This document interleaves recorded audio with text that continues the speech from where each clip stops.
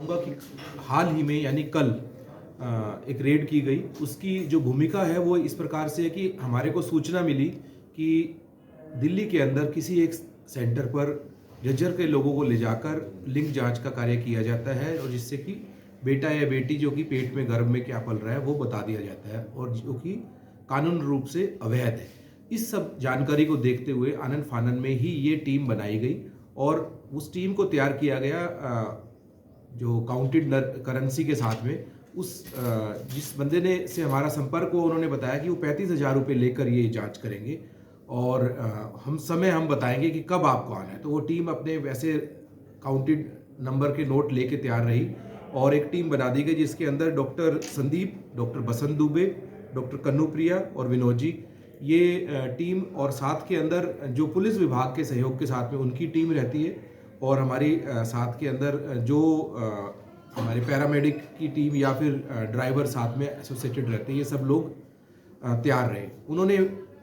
रात को बताया परसों कि कल सवेरे आप एकदम से अल्ट्रासाउंड करवाने के लिए आप आ जाएं और पैसे अपने तैयार रखिएगा। तो जब हमने उनसे संपर्क किया तो सतिंदर नाम से कोई ऐसे वो थे एजेंट थे जो ये काम करते थे। उन्होंने 35,000 रुपये लिए और उद्योग विहार स्टेशन पर बुलवा के वहाँ पे 35,000 रुपये उन्होंने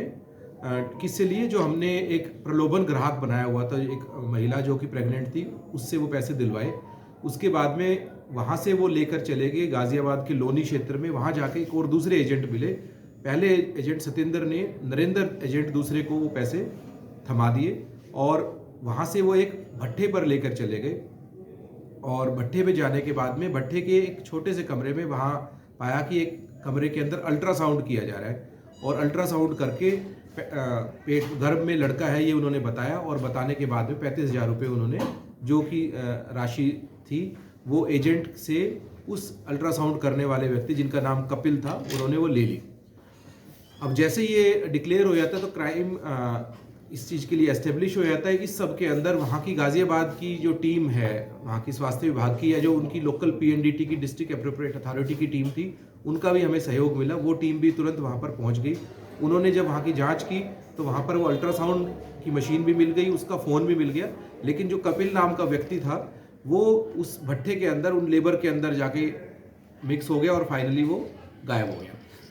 टीम नरेंद्र और सतेंद्र जो एजेंट थे उनको अरेस्ट कर पाई और जो मशीन जो कि इलीगल मशीन थी, एक पोर्टेबल अल्ट्रासाउंड मशीन थी जिसके ऊपर उन्होंने अल्ट्रासाउंड किया था, अनरजिस्टर्ड मशीन थी, उस अनरजिस्टर्ड मशीन को भी उन्होंने कब्जे में ले लिया और उनके फ़ोन नंबर्स भी मिले हैं जिनके माध्यम से वो कार्य करते थे। तो वो उन फ़ोन नंबर का भी आने वाले समय के अंदर प्रयोग करते हुए हमारा मानना है कि और भी इस प्रकार की सूचना मिलेगी और इनका जो ये रैकेट चल रहा है उसका भंडाफोड़ और अच्छे से हो पाएगा।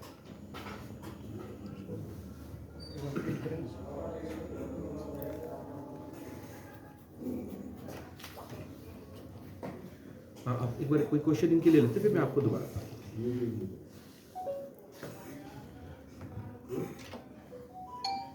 के महीने में और जुलाई 2022 को जब मैंने कार्यभार संभाला था तो उस समय पर मैं जो उससे पिछले महीने में रेशियो मिला था हमारे को, पिछले क्वार्टर के अंदर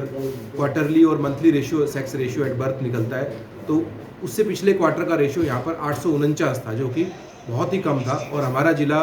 काफ़ी लोअर स्तर पे आता था। पूरे हरियाणा के लोअर तीसरे चौथे नंबर पे कहीं हम आते थे। हमारे माननीय उपायुक्त महोदय शक्ति सिंह जी, उनका पूरा हमारे को सहयोग रहा,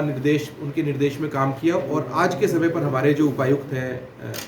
दहिया साहब, प्रदीप दहिया जी, उनका हमारे को पूरा इस संदर्भ में सहयोग मिलता है और पुलिस प्रशासन का पूरा सहयोग मिलता है जिसके माध्यम से हम ये इस बेटी बचाओ के कार्य में भाग ले पाते हैं और सुधार कर पाते हैं। तो उस समय जो टीम बनाई गई 2022 के अंदर भी 9 सफल रेड हम कर पाए पहले साल के अंदर और उस साल के अंदर जो रेशियो बढ़ा वो 849 से बढ़ के कुछ बढ़ पाया, 892 उसका क्लोजिंग रेशियो रहा। उससे अगले साल में भी इसी प्रकार हमने लगातार ऐसी रेड करते रहे। 7 रेड 2023 में भी हुई और उसके बाद वो रेशियो 905 पहुँच गया। 2024 के अंदर धीरे धीरे करके हमारे को ये सूचना मिलनी कम हो गई, फिर भी लगातार सर्विलेंस बनाए रखी कि हम इस बारे में कोई भी सूचना मिलती है तो अपनी तत्परता बनाए रखी।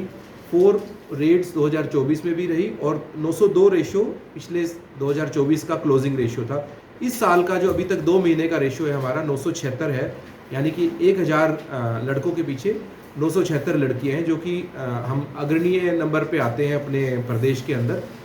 इस चीज़ के लिए। मेरा मानना है कि बेटी बचाओ एक महत्वपूर्ण मुद्दा है और अगर हम सब लोग जागरूक रहते हैं और इस प्रकार की कोई भी सूचना हमें प्राप्त होती है कि कहीं पर लिंग जांच का कार्य किया जा रहा है, वो स्वास्थ्य विभाग को या जिला प्रशासन को देते हैं, तो ना केवल वो एक सामाजिक मदद कर रहे हैं बल्कि उनको 1 लाख रुपए गोपनीय रूप से उनको इनाम भी दिया जाता है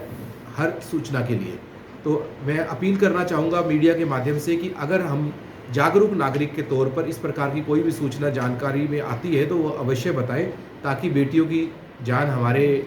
प्रदेश में, हमारे ज़िले में बच सके और हम और अच्छे तरीके से एक अपने सेक्स रेशियो एट बर्थ को बैलेंस बना पाएँ और जो क्राइम अगेंस्ट विमेन है वो भी अपने आप कम होने लगता है जब बेटा बेटी बराबर होने लगते हैं। ये संदेश भी जाता है और इस प्रकार से हम अपने एक बैलेंस सोसाइटी का निर्माण कर सकते हैं।